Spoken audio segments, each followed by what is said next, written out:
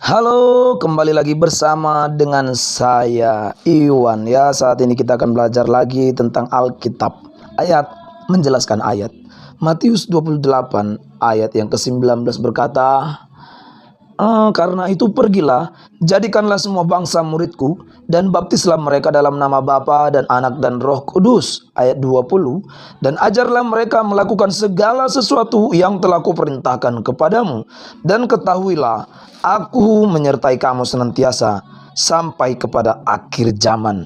Yang pertama Tuhan Yesus katakan, jadikanlah semua bangsa muridku, baptislah mereka dalam nama Bapa, Anak, dan Roh Kudus. Ini langkah awal untuk mengenal Kristus, atau ajaran asas-asas pokok dari pengenalan kita akan Yesus Kristus Tuhan kita ya. Tapi kita tidak cukup sampai di situ.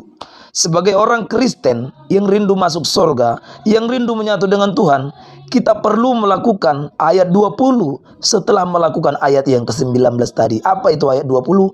Ajarlah mereka melakukan segala sesuatu yang telah kuperintahkan kepadamu. Ini adalah makanan keras, makanan inti, makanan pokok, ajaran pendewasaan yang harus kita lakukan, yang harus kita dengarkan, yang harus kita praktekkan kalau kita mau masuk surga ya. Jangan stuck, jangan berhenti, jangan stop di baptisan, jangan stop di pengertian tentang baptisan.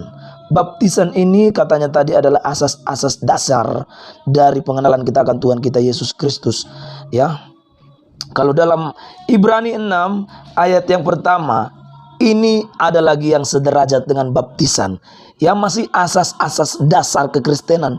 Tapi banyak orang lama berputar-putar di sini, tidak mau mengembangkan dirinya dalam hal kedewasaan rohani.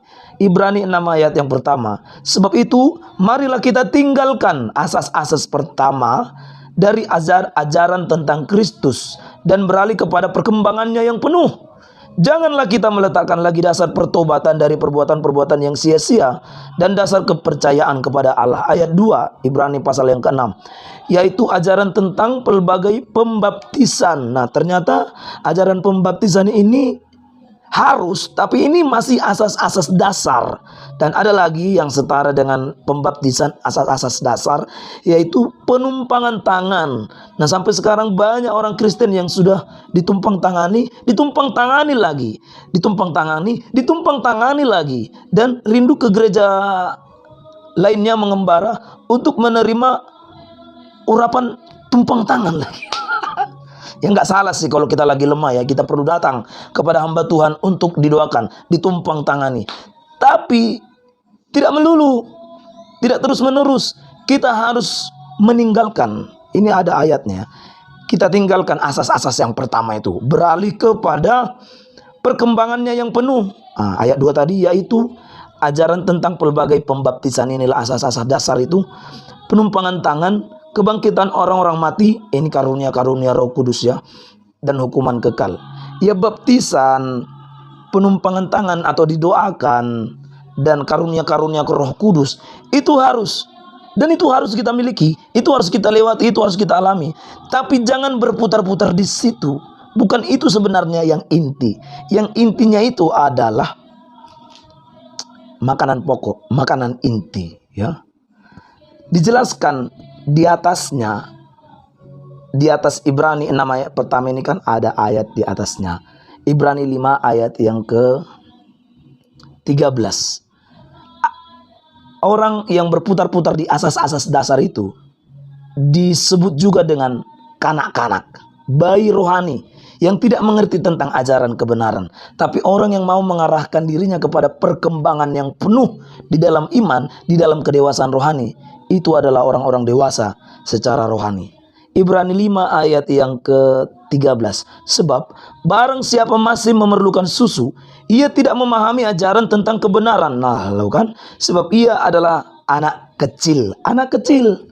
Jadi kalau hanya berputar-putar di baptisan, penumpangan tangan, ya, karunia-karunia Roh Kudus, masih anak kecil.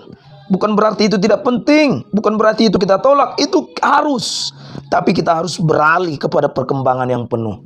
Ya, ayat yang ke-14. Tetapi makanan keras adalah untuk orang-orang dewasa yang karena mempunyai panca indera yang terlatih untuk membedakan yang baik daripada yang jahat.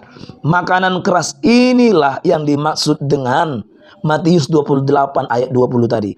Dan ajarlah mereka melakukan segala sesuatu yang telah kuperintahkan kepadamu. Ajaran itu berfungsi untuk mendewasakan kita secara rohani, sehingga panca indera rohani kita terlatih, bertumbuh, menjadi besar, dapat membedakan apa yang baik, apa yang jahat. Gitu saudara ya.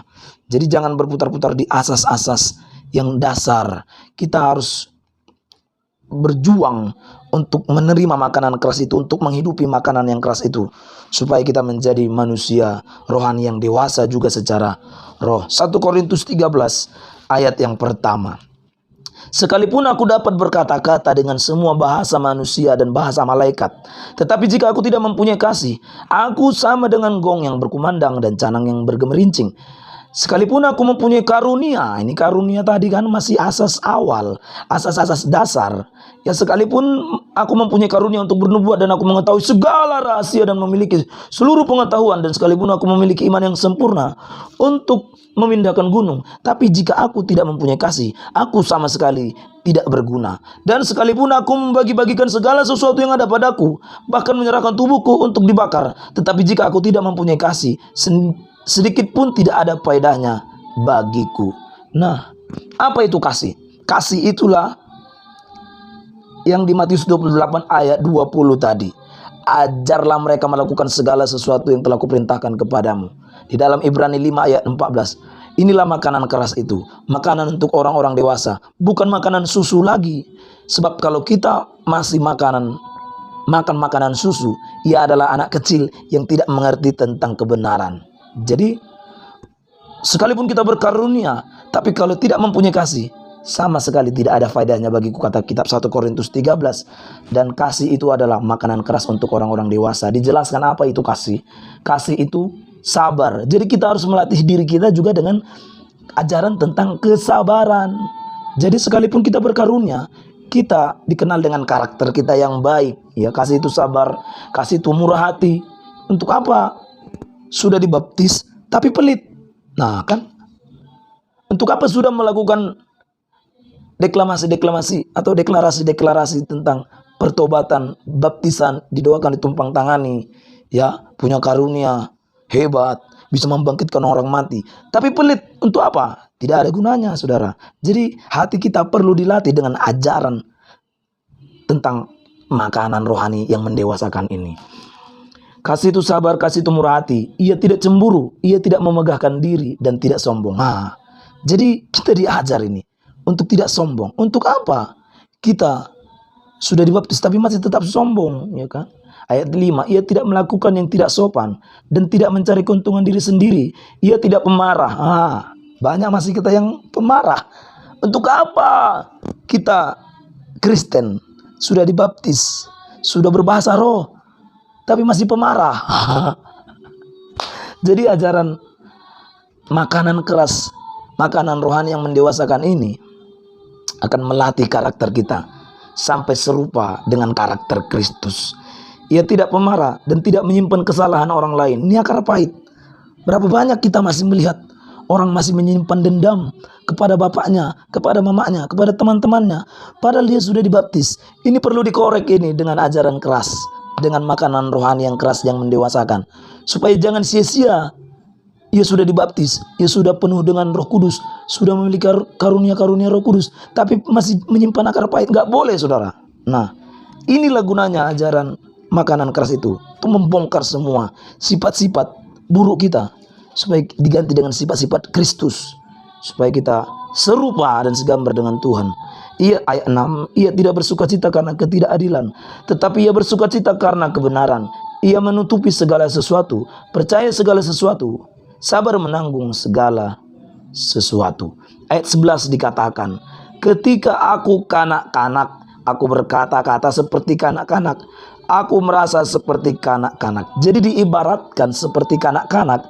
Orang yang berkarunia, Orang yang sudah melakukan deklarasi pertobatan, deklarasi kekristenan, tapi masih sombong, tapi masih pelit, tapi masih pemarah, itu diibaratkan masih seperti kanak-kanak.